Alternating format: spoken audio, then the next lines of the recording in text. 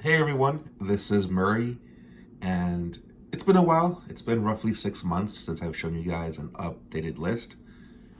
This is what I played this past weekend at YCS Houston in the Ultimate Time Wizard side event. So on Saturday, we played for the Giant DMOC. In that one, I lost my first round, which was practically a death sentence because even if I won out, I had to have a really a crazy good tiebreaker to even squeeze in. And well, because there were still 7 rounds to go, I decided not to really, spend my Saturday maybe topping. But that was Saturday. Now on Sunday, that was Attack of the Giant card. And in that tournament, we played for a Giant Gladiator Beast Geyserus. So I really wanted that. But unfortunately, that also did not turn out very well. But I still managed to walk out of that venue with my very own oversized Geyserus. So I still got what I wanted. So I'm pretty happy about that.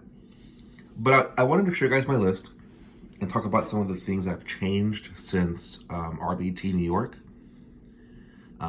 So regardless of a bad weekend, I think the list is very strong. As a matter of fact, my friend Drake Mattern used this exact list to top 16 like a crazy Edison tournament over in Florida. So I know the list is very solid, but I unfortunately did not have a very good weekend with it. But regardless, here's the list. Let's go ahead and get started. And let's go ahead and talk about some things. So we have 2 Laquari, 1 Darius, 2 Request, 2 Samnites, Bestiari, 2 Retiaris, Mermolo, and Rescue Cat. Pretty standard monster lineup, at least for me. This is just how I like to play the deck. So I think the monster lineup runs really smoothly. Now for something a bit controversial. I'm only on 2 Test Tiger. I main 2 inside the 3rd. The reason is because I've come to realize that I don't like having multiple Test Tigers in my hand versus the back row heavy decks.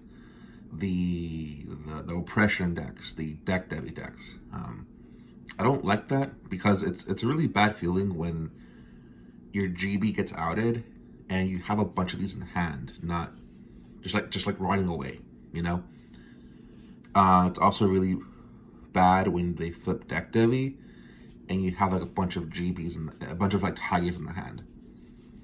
Now, my opinion on deck Devi, because I don't think I've ever spoken about that. Deck Devi is not very good against GB, but people seem to think it is. And, they see a bunch of Test Tigers, they see Rescue Cat, they see Secutor, they see all these little guys, so they might be more inclined to keep deck Devi against you post board. I don't want to give them the opportunity to get lucky, flip that, and then potentially hit multiple cards, when normally this deck is very resilient to it. So I've been on 2 Tigers for a while now, and it's been playing well. I haven't looked back. 1 Gores. So Gores is a new addition to the deck, and a very good one. People don't expect it. People will more than likely play into it. And we all know how good Gores is, so it's been really well.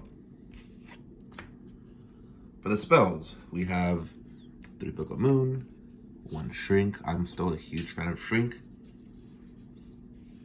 1 Smashing Ground.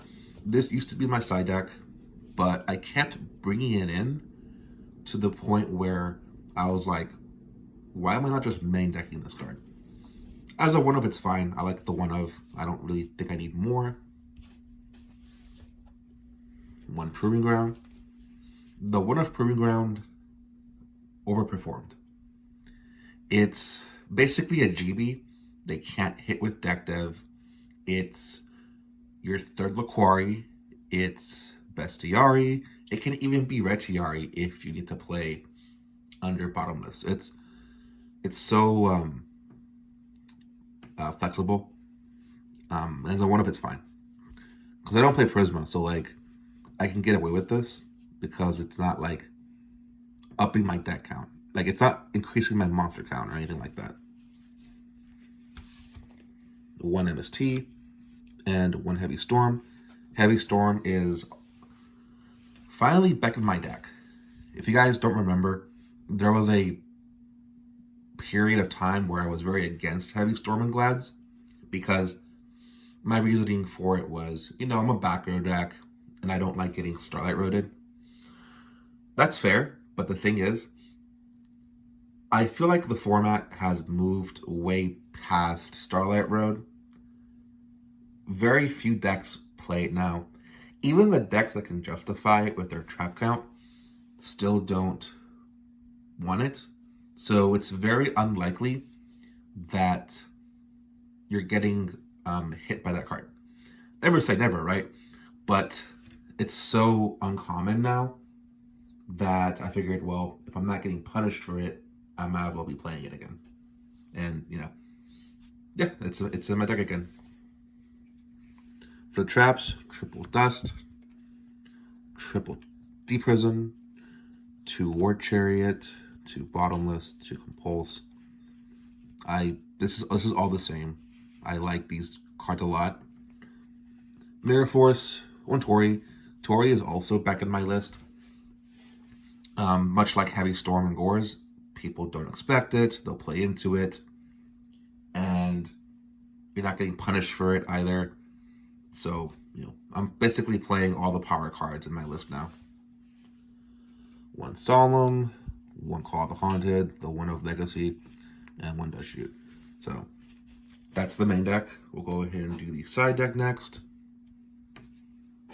Alright, we have a bunch of tokens and whatnot. A bunch of tokens. Yeah. Okay. Let's go ahead and do the side deck. I'm on 1 Homplemus.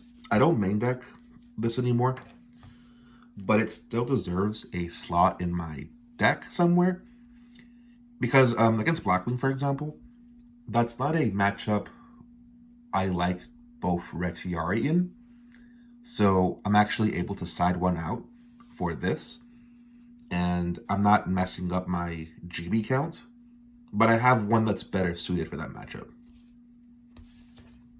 1 Sekitor, 1 Test Tiger. So yeah, I side the third copy. Basically, Sekitor and Tiger, they both go hand in hand. Against the decks I want Sekitor in, I'm going to want to bring in a third Test Tiger. Just to give myself the most opportunity to turbo into this. Because those decks don't really have a way of... They don't have consistent ways of challenging a Sekitor play. And they're always the decks that get blown out by it. So, yeah, that's where we are. When Assailant, this is basically, it's a strict upgrade from Warrior Lady. Better stats, practically the same effect. It made most sense. 1 Breaker. Breaker is also a new addition to my side deck. It's meant to improve the value matchup in the sense that one of the lose conditions in the value matchup is not being able to stick a Glad on the field because, they played multiple Deep Prisons, they play Bottomless, they play Rykos, they have a bunch of removal. And when they go T-set, if they go set a monster, set 1 pass, it's more like 9 times out of 10, it's going to be a Ryko. Especially because value tends to not want to keep hamsters in against you. So Breakers are a very good way of challenging that because you can pop their back row for free and then trade with the Ryko. So 1 card basically took out 2. And that's a very good way of putting yourself ahead in that matchup. That can sometimes just like snowball so badly in your favor. But yeah, it was nice. One Crow and one Ancient Forest. I ended up cutting Ancient Forest to 1. It's still by all means a fantastic card against value, one of the best cards we have actually. But one of the flaws with Ancient Forest is if you don't draw this early enough, if you draw this like late in the game, especially when life points are low, because it doesn't directly interact with their value engine, even if everything's getting blown up at the end of the battle phase, sometimes they just kill you anyway through Ancient Forest. So I wanted to, and that's especially true if you're drawing multiples of this. So I wanted something that was a bit more interactive versus their value engine. And that's where the Crow came in, because Crow you can chain the value. And also Crow serves as something for the Frog matchup, specifically the Fishborg version. And I guess those crazy combo decks like Giga Vice and, Dragon Turbo. But yeah, that was basically my reasoning for cutting down on Forest. For the traps, we're on Triple Trap Hole, the best anti-Blackwing card we have. This is like the best anti-Blackwing card next to Consecrated Light, honestly. Because with this and the 2 bottomless trap holes, you have basically, essentially like 5 turn skips against Blackwing, which that sounds really good. And trap hole is not that narrow of a card. Like, it's not as narrow as Consecrated Light. Because against Consecrated Light, you can only really fight against Blackwing and arguably Value Turbo. This you can bring in against Lightsworn, the Mirror Match, and potentially Hero Beat. So it covers more matchups. The 3rd War Chariot, the 3rd Compulse, 1 TMP, 1 Big Burn. So Big Burn's a really interesting one. Basically what it does is when your opponent activates an effect that targets a monster in grave, you flip Big Burn and you banish every monster from both players' graveyard. So it's essentially another copy of TMP, because it's for Value Turbo. And it's just another way of like wiping out all their values, their Siroccos, their Plague Spreader, any light for monster for chaos work, stuff like that. And you're playing Glads, so like realistically, what monsters do you have in grave? The monsters you have in grave, most of the time you can add them, you can get them back with the quest. The only monsters you can't get back with this deck are the Test Tigers and Cat, but let's be honest, that's irrelevant. But yeah, this card's very strong. And then the final card in my side deck is a copy of Starlight Road. So I side deck Starlight Road. If you notice, I don't main deck. I don't have it in my main deck anywhere. Yeah, I ended up side decking this. And the reason is because I don't like... I've come to realize that I don't like the variance behind Starlight Road. It's either the best card in your deck, and it sometimes wins you the game, or it's the worst card in your deck, and it's costing you the game. But the thing is, every game Starlight Road is bad, you always lose. It's super high variance, and I felt like because I'm playing Gores now, so because I'm playing Gores in my main deck, I knew I couldn't fit in both of these, because if you ever draw both of these together, it's super awkward, because like, what do? Do you set this first or not set it and then obviously telegraph you have Gores? And even if you set this first, there's no guarantee it's gonna go off, especially if they're playing around it. So like, the Gores is basically a dead card. So it's almost like opening a 4-card hand at that point. So it's really awkward. But I do side deck this though, because I still think it's good enough versus Blackwing and other matchups like Lightsworn. But and then I prefer the Gores in the main deck because it's just better into most situations. And it's still an anti-heavy storm card. Because if they heavy storm me, they're not killing me with this. So that was like the thing behind it. And that's the deck. So I guess real quickly, I'll show you my extra deck. Not that it matters. With 3 Geysers, 3 Hercs, 3 Chimera, 3 Ab-Zero. I can't even make this. And 3 Stardust. But yeah, that's the deck. Again, I had a bad weekend with it, but regardless, it's still very strong.